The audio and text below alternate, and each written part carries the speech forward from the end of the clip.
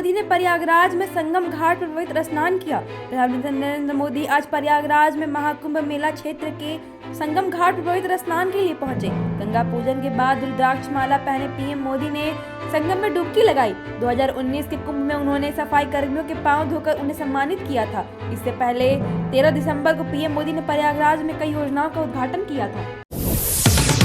पटना पहुंचे Rahul Gandhi, BJP RSS पर साधा निशाना।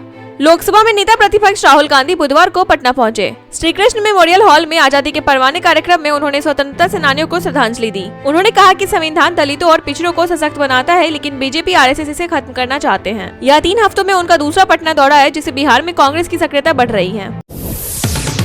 तेजस्वी यादव ने बिहार की कानून व्यवस्था पर उठाए सवाल, राज्यपाल से की मुलाकात। नेता प्रतिपक्ष तेजस्वी यादव ने बुधवार को राजभवन पहुंचकर राज्यपाल आरिफ मोहम्मद खान से मुलाकात की। राजद नेता अब्दुल बारी सिद्दीकी भी उनके साथ थे। तेजस्वी ने बिहार में बिगड़ती कानून व्यवस्था पर चर्चा की और कहा कि राज्य में क्रिमिनल डिसऑर्डर है। उन्होंने पुलिस प्रशासन पर निशाना साधते हुए कहा कि वे रक्षक नहीं बल्कि भक्षक बन चुके हैं। रोज गोलीबारी की घटनाएं भी हो रही हैं। महाराष्ट्र सरकार ने लाडकी बहन योजना के लाभार्थियों की जांच शुरू की।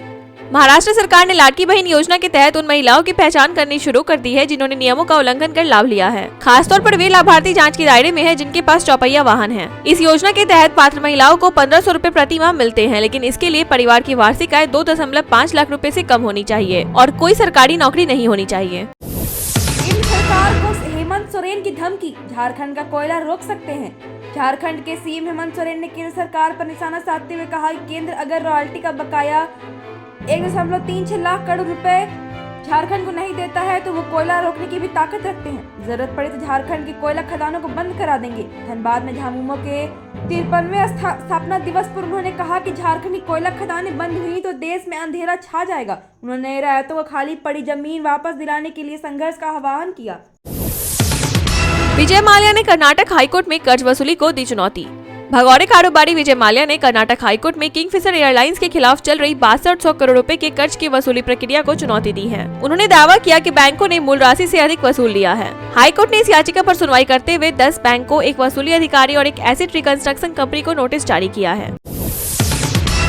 सांसद मल्लिकार्जुन खड़गे और भाजपा सांसद के बीच हुई नोकझोंक। राज्यसभा में मल्लिकार्जुन खड़गे और भाजपा सांसद नीरज शेखर के बीच तीखी नोकझोंक हो गई। खड़गे डॉलर के मुकाबले गिरते रुपए पर बोल रहे थे, तभी नीरज शेखर ने टोक दिया। इससे नाराज होकर खड़गे ने उन्हें चुप बैठने के लिए कह दिया और बाप की याद दिलाई। इस पर सदन में हंगामा हुआ। इसे सभापति जगदीप धनखड़ ने शांत कराया। बाद में दोनों नेताओं ने सौहार्दपूर्ण संबंधों की बात कही।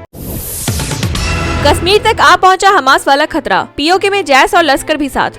जम्मू कश्मीर में आतंक फैलाने के लिए जैश ए मोहम्मद और लश्कर-ए-तैयबा जैसे आतंकी संगठन एकजुट हो रहे हैं। खुफिया सूत्रों के अनुसार पीओके में एक कार्यक्रम होने वाला है जिसे हमास के टॉप कमांडर संबोधित करेंगे। इसमें हमास के प्रवक्ता खालिद कदूमी भी भाषण देंगे। इस घटनाक्रम से साफ है कि पाकिस्तान जम्मू कश्मीर को अस्थिर करने की नई साजिश रच रहा है, जिससे सुरक्षा एजेंसियां अलर्ट पर हैं। शत्रुघ्न सिन्हा ने यूसीजी को बताया देश की जरूरत, नॉनवेज पर प्रतिबंध की मांग की। तृणमूल कांग्रेस के सांसद शत्रुघ्न सिन्हा ने मंगलवार को देश भर में नॉनवेज भोजन पर प्रतिबंध लगाने की मांग की है। उन्होंने कहा कि गोमांस ही नहीं बल्कि सभी प्रकार के मांसाहारी भोजन प्रतिबंध होना चाहिए। उन्होंने समान नागरिक संहिता की सराहना भी की, लेकिन इससे प्रावधान में बदलाव पूर्वोत्तर राज्यों के लिए विशेष ध्यान देने की आवश्यकता जताई। सिन्हा ने इसके लिए एक सर्वदलीय बैठक की सिफारिश भी की है।